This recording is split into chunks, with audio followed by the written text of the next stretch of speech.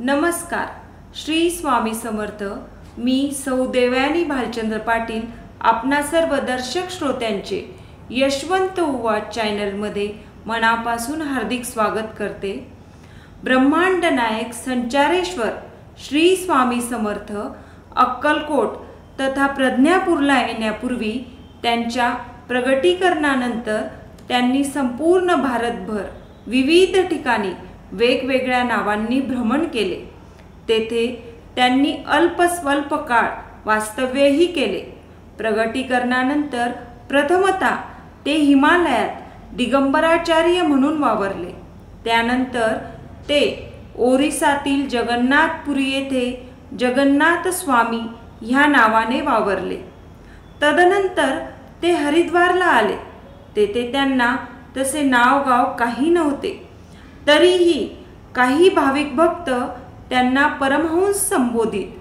संचारेश्वर श्री स्वामी कच्छ काठेवाड गिरनार भागात आले. तेथे त्यांना महामुनी देवादिदेव आदी नावाने संबोधले जाई. द्वारकेमध्ये त्यांना श्रीकृष्ण दत्तात्रय नृसिंह मुनी म्हणून संबोधले जाई.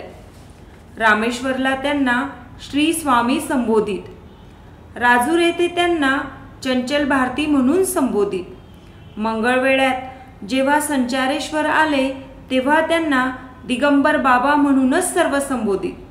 श्री स्वामी सोलापुरात आले तेव्हा त्यांना तसे नावगाव काही नव्हते. सोलापूरहून प्रज्ञापुरी म्हणजेच अक्कलकोटला त्यांनी प्रस्थान केले.